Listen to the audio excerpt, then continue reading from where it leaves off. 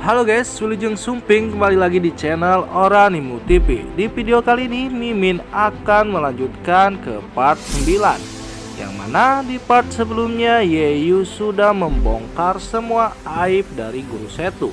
Dan gak perlu lama-lama, kita lanjut aja ke videonya. Setelah menerima tantangan dari Yeyu, Guru Setu pun melatih jurus ability gelap untuk mengalahkan Yeyu. Akan tetapi, efek samping dari jurus tersebut bisa mengurangi umur dan menghilangkan kesadaran diri dari si pemakainya.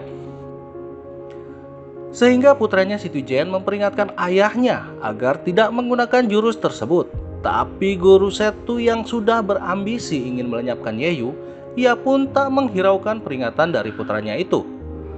Melatih ability gelap bisa meningkatkan kekuatanku dengan drastis. Ayah ingin menghabisi Yeyu dengan sekali serangan saja, dan ayah tidak akan memberinya kesempatan untuk hidup lagi, ungkap Guru Setu ke putranya. Kemudian di tempat lain terlihat Yeyu pun sedang berada di Gunung Wenshin, yang diketahui ternyata Yeyu ingin menemui Guru Chao untuk belajar ilmu ability kepadanya, agar bisa meningkatkan kemampuannya untuk melawan Guru Setu. Tapi sayangnya di sana Yeyu tak mendapatkan apa yang diharapkannya itu. Ia pun malah diusir oleh Guru Chao. Karena tak mendapatkan apa-apa, lalu kemudian Yeyu pun pergi ke pusat inti api di tempat ujiannya kemarin. Sehingga membuat gempar semua orang yang ada di Istana Bitao. Karena Yeyu membunyikan lonceng besar itu lagi. Kemudian Guru Biyun pun datang dan berkata, "Yeyu, bukankah kau sudah pernah masuk ke bidang sihir itu? Kenapa kau membunyikan lonceng itu lagi?" ungkap Guru Biyun sambil keheranan. Kemudian Yeyu pun menjawabnya, "Maaf Ketua, aku rasa aku ingin mencoba sekali lagi. Kemarin itu prosesnya kurang sempurna," ungkap Yeyu untuk menutupi rencananya itu. Semua orang yang mendengarnya pun menganggap Yeyu sudah tidak waras, sehingga membuat Guru Biyun pun memperingatinya lagi dengan nada marah. "Kau pikir bidang sihir itu tempatmu untuk bermain, Yeyu?" Yeyu yang mendengarnya pun sambil cengengesan. Ia pun sembari pergi dan berkata, "Tenang saja Ketua, aku akan baik-baik saja kok." Tak lama Yeyu pun sampai di pusat api di tujuannya itu. Tapi api tersebut seakan malah habis terserap oleh aura spirit Yeyu, sehingga Yeyu pun tak puas dengan hal itu. Kemudian ia pun mulai mencari cara agar bisa menambah kekuatan aura spiritnya lagi. Lalu ia pun sambil berkata, "Bar api ini tidak cukup untuk melatih kekuatanku. Aku harus punya teknik siangsi bumi agar bisa merubah arah aliran kekuatan spirit. Tapi yang memiliki teknik siangsi hanya ketua istana. Aku harus temui dia sekarang." Kemudian Yeyu pun pergi untuk mendatangi ketua istana di kediamannya. Kemudian Shin pun berpindah ke dalam istana. Terlihat ketua istana pun sedang bersantai di singgasananya. Ia pun melihat Yeyu yang menghampirinya. Ketua istana pun langsung berkata, "Ada apa Yeyu? Kau ingin aku membantumu untuk menghentikan pertarungan hidup dan matimu itu kan?" Mendengar hal itu, Yeyu pun langsung menjawabnya, "Maaf Ketua, Anda salah paham. Aku mencarimu bukan dengan maksud itu. Tapi aku mencarimu untuk belajar teknik siangsi bumi."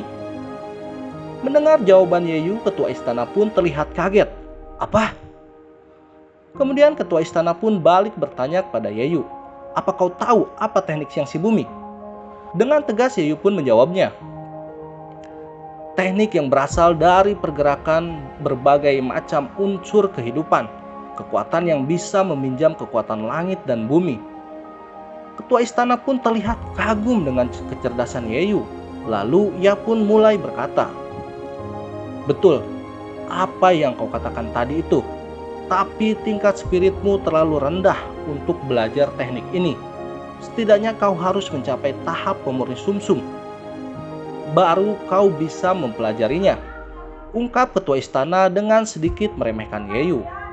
Mendengar penjelasan ketua istana, dengan sedikit memaksa Yeyu pun meminta agar tetap diajarkan teknik tersebut. Maaf ketua, waktunya sudah tidak banyak lagi. Aku mohon, aku harus mencobanya. Melihat semangat Yeyu, akhirnya ketua istana pun memperlihatkan teknik Xiangxi Bumi sambil berkata, "Kau adalah murid utama. Walaupun kau tidak bisa mempelajarinya, tidak ada salahnya aku memperlihatkannya kepadamu." Kemudian setelah itu Yeyu pun diajak ke sebuah taman oleh ketua istana untuk memperlihatkan teknik Xiangxi Bumi miliknya. Ketua istana pun berkata, "Lihat baik-baik, aku akan mulai memperlihatkan tekniknya kepadamu." Yeyu terlihat kagum dengan teknik Xiangxi Bumi milik ketua istana. Dengan semangatnya Yeyu pun bilang, "Hebat sekali ketua istana, aku mau belajar." Mendengar hal tersebut, ketua istana pun berkata kepada Yeyu, "Kau coba dulu, bisa tidak kau mengingat simbol mantra tadi, lalu ukir seperti apa yang aku lakukan tadi. Jika bisa, kita akan lanjut ke tahap berikutnya," ungkap ketua istana sambil terlihat tidak yakin dengan kemampuan Yeyu. Diketahui teknik Xiangxi Bumi ini hanya bisa dipelajari oleh tingkat pemurni sumsum. Itu pun butuh waktu lama untuk bisa memiliki teknik ini, sehingga membuat ketua istana meragukan kemampuan Yeyu. Tapi tak lama berselang, akhirnya keraguan itu pun dibayar oleh rasa kagetnya melihat kemampuan Yeyu yang dengan cepat menguasai simbol mantra itu. Ketua istana pun berkata dalam hatinya, "Apa? Ini tidak mungkin. Aku saja butuh waktu 1 bulan untuk menghafal simbol mantra itu. Tetapi Yeyu bisa secepat itu menguasainya." Yeyu pun menunjukkan hasil latihan simbol mantra yang dipelajarinya tadi. "Ketua istana, apa seperti ini simbol mantra itu?" ungkap Yeyu sambil menunjukkan simbol mantranya. "Ternyata sulit sekali, simbol mantra yang aku ukir masih belum stabil," ungkap Yeyu pada ketua istana. Mendengar hal itu, ketua istana pun berkata dalam hatinya, "Kurang ajar bocah ini. Aku dulu setengah tahun baru bisa mengukir simbol mantra itu. Kau sehari saja sudah bisa. Kau malah masih merasa lambat dengan hal ini." Sambil menutupi rasa malunya, ketua istana pun berkata, "Memang sedikit sulit. Pelan-pelan saja, tidak perlu berburu-buru Yeyu." Kemudian Yeyu pun mencobanya lagi dan hasilnya pun sempurna. Melihat keberhasilan Yeyu, ketua istana pun memujinya sambil bilang, "Lumayan, sudah bisa memasang bidang sihir. Itu berarti kau sudah berhasil melangkah tahap awal di jurus Xiangxi Bumi." Kemudian ketua istana pun memberikan sebuah buku untuk Yeyu. Ia pun sambil bilang, "Ini adalah catatan pemahamanku tentang Xiangxi Bumi. Kau bisa membaca dan memahaminya terlebih dahulu. Lalu untuk pelajaran yang lebih mendalam, tunggu sampai kau mencapai tingkat pemurni sumsum. Baru kita bicara lagi." "Terima kasih ketua istana," ungkap Yeyu sambil memberi hormat. Sebelum pergi, ketua istana pun memberi arahan kepada Yeyu, "Oh iya, kau pun bisa meminta bimbingan kepada Cao Feiyu tentang Xiangxi Bumi." Lalu mereka berdua pun meninggalkan tempat itu. Kemudian scene pun berganti ke 1 bulan berikutnya. Selama 1 bulan berlatih, akhirnya aura spirit Yeyu pun meningkat. Ia pun sudah mencapai tingkat penyatu spirit. Dan jurus Xiangxi Bumi pun sudah hampir sempurna di tangan Yeyu. "Selama ini aku sudah banyak berlatih, kekuatanku sudah meningkat. Aku ingin sekali mencari seseorang untuk mencobanya," ungkap Yeyu dengan penuh ambisi. Kemudian scene pun berganti. Yeyu pun kembali ke istana. Lalu ia pun tak sengaja melihat Duki yang terluka. Dengan suara kesakitan, Duki pun meminta tolong kepada Yeyu. "Saudara Yeye, akhirnya kau kembali juga. Kau harus membantuku." Dengan marahnya, Yeyu pun bertanya kepada Duki, "Siapa yang sudah berani memukulimu seperti ini?" "Yijun yang memukuliku. Dia memukuliku dengan sangat kejam karena dia tahu aku mengantarkan surat cintamu pada Si Jing." Mendengar jawaban dari Duki, kemudian Yeyu pun bilang, "Tenang saja saudara Du, aku aku akan membuatnya menyesal karena telah mencari masalah denganmu. Yayu yang merasa ada kesempatan untuk mencoba kekuatannya, ia pun langsung mencari Yijun untuk bertarung. Kemudian di tempat lain Yijun pun terlihat sedang menggoda Si Jing yang membuat Yayu semakin marah. Lalu Yayu pun dengan sedikit basa-basi ia pun mengingatkan Yijun. "Hai, kau ini lancang, sudah mengganggu wanitaku. Sepertinya sebagai kakak seperguruan aku harus memberimu pelajaran," ungkap Yayu dengan maksud menantang. Yijun pun yang mendengarnya langsung menanggapinya. "Hah, baiklah, aku sudah tidak sabar menunggunya," ungkap Yijun sambil meremehkan Yayu. Lalu mereka pun mulai mengeluarkan jurus andalan mereka masing-masing. "Kebetulan sekali, aku ingin mengetes kekuatanku," ungkap Yayu sembari menantangnya. Yayu pun langsung mengeluarkan jurus jari tiada dua miliknya untuk melawan jurus tebasan naga harimau milik Yijun. Di sini semua orang mulai meragukan kekuatan Yayu karena diketahui Yijun sudah mencapai tingkat penyatu spirit puncak, sedangkan Yayu baru spirit tahap awal. Tapi tak disangka serangan jurus yang Yayu gunakan bisa mengalahkan kesombongan Yijun. Lalu ia pun terpental dan terluka.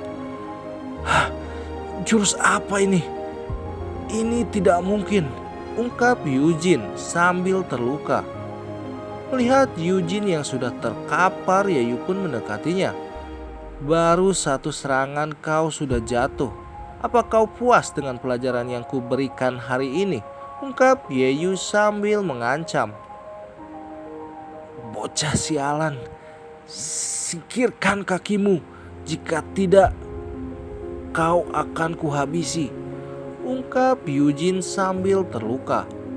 Yayu yang mendengar hal itu tanpa pikir panjang, ia pun terlihat marah dan mulai memukuli lagi Yujin sampai babak belur. "Sepertinya pelajaranku masih belum cukup ya bocah tengik." Yujin yang sombong masih belum menerima kekalahannya. Ia pun terus ngoceh. "Kau sudah mengganggu Si Jing. Kakak seperguruan Ling tidak akan membiarkanmu hidup," ungkap Yujin dengan muka yang sudah babak belur. "Ngomong apa kau ini? Belagak sok kuat di hadapanku.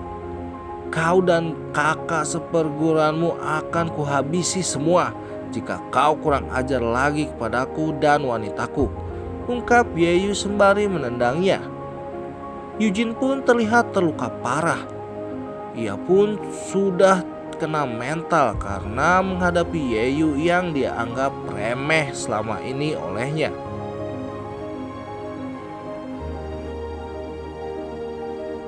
Oke guys, sampai sini dulu alur cerita dari video ini. Buat teman-teman yang baru gabung, jika kalian suka dengan video ini, jangan lupa like, subscribe, serta komen. Dan buat kalian yang udah subscribe, sehat selalu dan terima kasih banyak. Atur nuhun.